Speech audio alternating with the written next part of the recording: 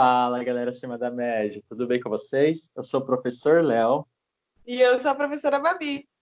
e nós somos professores do curso Redação Acima da Média e estamos aqui para dar dicas práticas e responder dúvidas que vocês e nossos alunos mandam para a gente sobre a redação Enem, beleza?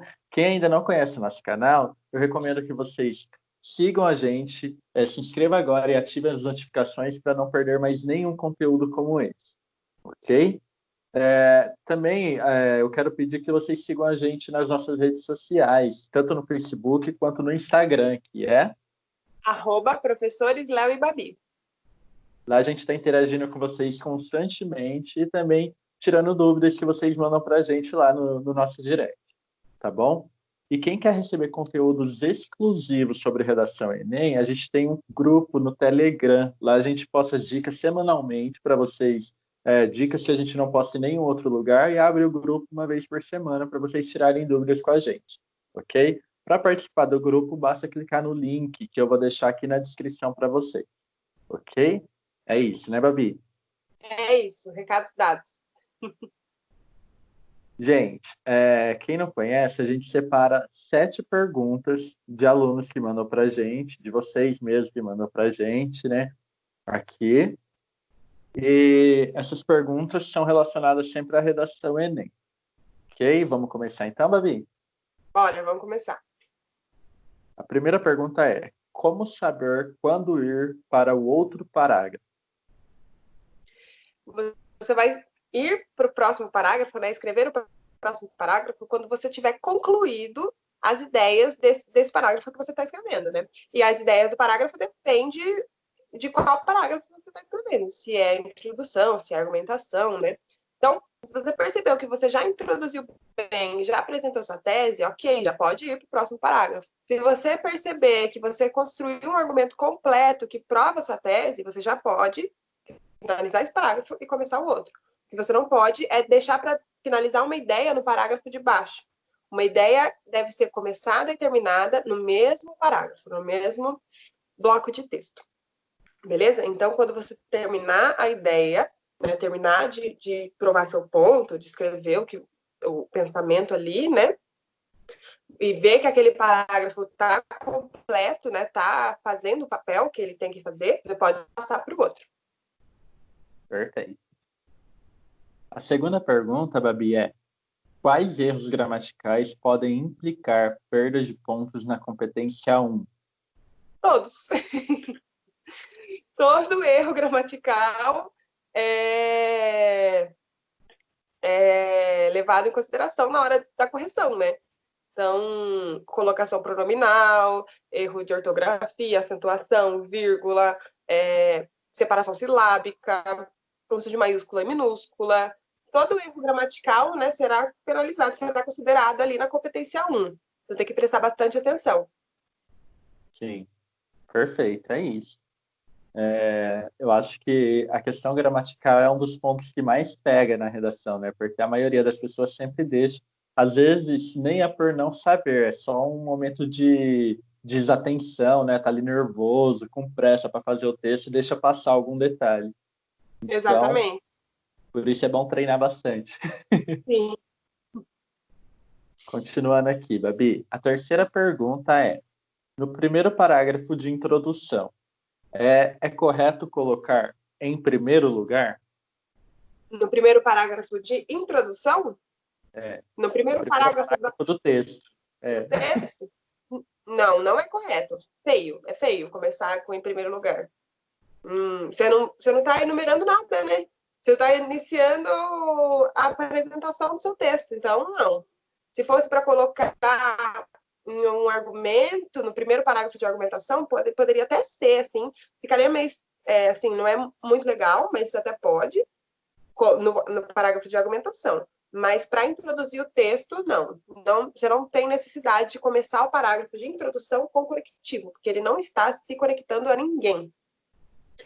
Então, é o primeiro, é o que encabeça o texto, né? Então, não precisa, não tem por que começar com em primeiro lugar. Sim, com certeza. Como você falou, né? A questão se fosse um parágrafo de desenvolvimento, seria outra coisa, né? Até uns Sim. três anos atrás era meio padrão, até um pouco clichê, né? O pessoal parece que todo mundo começava o desenvolvimento com em primeiro lugar. Sim. Mas é como a Babi falou, até no desenvolvimento já não é mais recomendado começar assim. Continuando, Babi. Quarta pergunta. Qual a diferença de citação direta e citação indireta? Na citação direta, você vai escrever exatamente o que o autor disse, o que o autor escreveu, né? E aí você vai utilizar aspas, porque vão ser as palavras de outra pessoa. Então você vai colocar exatamente o que a outra pessoa disse, ou o que a outra pessoa escreveu no seu texto. E aí você vai usar aspas. Na citação indireta, você vai escrever a ideia do autor, então você vai escrever o que você entendeu do que o autor disse com as suas palavras. Então vai ser como se fosse uma paráfrase, né? Você vai interpretar o que o autor disse e colocar aquilo com as suas palavras, sem alterar, né, o sentido, sem alterar o que o autor disse. E aí você não vai precisar usar aspas, porque vai ser uma citação indireta. Você vai estar usando as suas palavras para escrever a ideia daquela outra pessoa. Mas mesmo assim, você tem que dar os créditos, né? Falar de quem é aquilo. Sim, Nas duas citações. com certeza. Lembra disso, gente. Dá sempre os créditos, senão vai configurar plágio, ok? Hum, exatamente. Quinta pergunta, Babi. Uhum. Tenho como organizar a introdução, desenvolvimento e conclusão de alguma forma específica que fique mais fácil colocar o que devo escrever e o que especificamente se deve abordar em cada um desses parágrafos? Sim, você pode fazer um projeto de texto, né? Um projeto de texto que vise a macroestrutura, né? Parágrafo de introdução, parágrafo de argumentação e parágrafo de conclusão. E aí, nesse projeto de texto, você vai especificar o que você vai colocar em cada um desses parágrafos. Fica bem mais fácil de colocar. E o que tem que ter em cada parágrafo é a introdução, tem que introduzir o seu texto, então tem que apresentar o tema, apresentar sua tese. A argumentação, o desenvolvimento tem que argumentar, né? Mostrar para o leitor por que a sua tese está certa. E a conclusão tem que concluir. Tem que trazer a proposta de intervenção e concluir, fechar as ideias que você apresentou no seu texto. Basicamente é isso. Então, tem que ter durante o texto repertório, tem que provar sua tese, tem que ter argumentos concluídos. Então, cada parágrafo, né, como o nome deles, o nome do parágrafo já diz, é bem intuitivo, né? Ele já mostra para você o que ele tem que ter. Então, a introdução tem que introduzir o tema e a sua tese, a argumentação ou desenvolvimento tem que desenvolver e argumentar sobre a sua tese, e a conclusão tem que concluir seu texto, né? A conclusão serve para concluir o texto e apresentar a proposta de intervenção. Sim. Agora, como fazer cada um desses parágrafos, como especificamente montar eles e o que colocar em cada um deles, gente, se a gente for falar especificamente aqui, a gente vai ficar uma hora de podcast. E por isso eu quero já aproveitar esse momento para recomendar lá no nosso site. Quem não conhece o nosso site, tá lá o link do nosso site está na bio do nosso Instagram e lá tem um e-book nosso completo para vocês baixarem. E nesse e-book a gente mostra o passo a passo da micro, da macroestrutura, do projeto de texto da redação Enem, né? E como vocês montam cada um desses parágrafos, né? O que e como montar cada um desses parágrafos. Está tudo nesse e-book. Então a gente recomenda, entra lá no nosso site, baixa o e-book que vai ter o passo a passo para vocês fazerem uma redação top em cima de um projeto de texto impecável. Exatamente. Tudo de graça, né, não? Tudo de graça. De graça. Essa foi a quinta, né? A sexta pergunta, Babi. O que não pode faltar em uma redação para o Enem? Bom, várias coisas, né? Várias coisas não podem ficar de fora. Mas o que não pode faltar mesmo são dois argumentos completos e concluídos, né? Bem desenvolvidos, que provem a sua tese, que você já apresentou. Então, o que não pode faltar na redação Enem é argumentos que provem a tese. E por isso, por conta disso, também não pode faltar uma tese. Então, você precisa disso no seu texto. Um texto da redação para a redação Enem tem que ter tese. Tá? O gênero pede uma tese e argumentos para provar ela. Sim, Duas coisas, né, que não podem faltar, mas tem muito mais que não pode ficar de fora.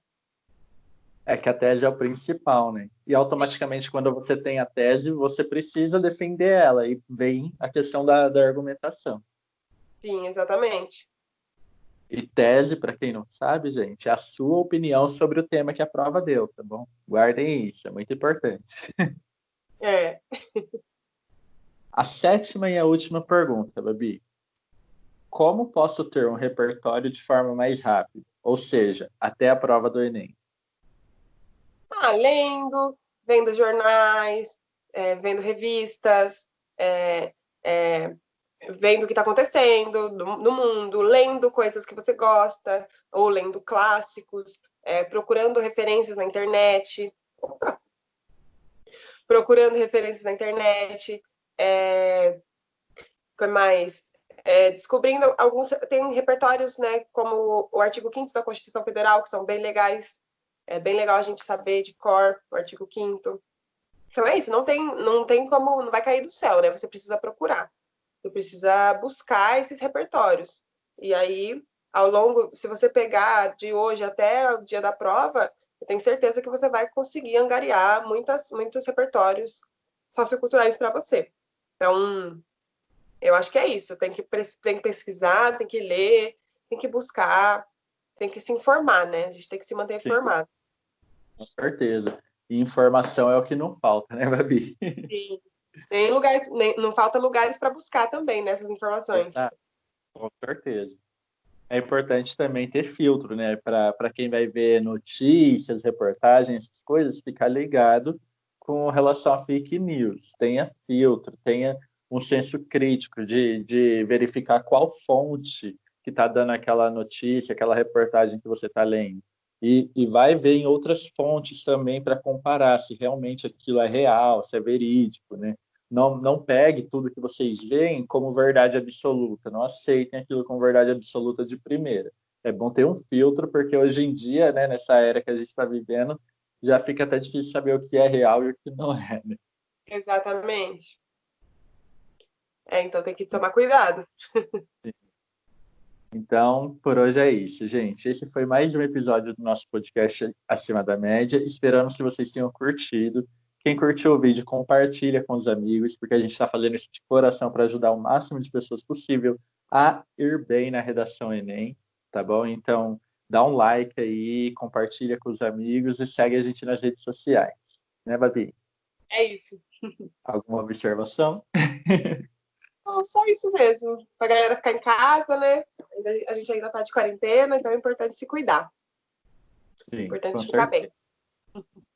Então é isso, gente. Qualquer dúvida também, pode mandar para a gente no direct ou deixar aqui nos comentários desse vídeo que a gente responde em outros episódios, ok? Então, um grande abraço a todos e até semana que vem. Tchau. Tchau, pessoal.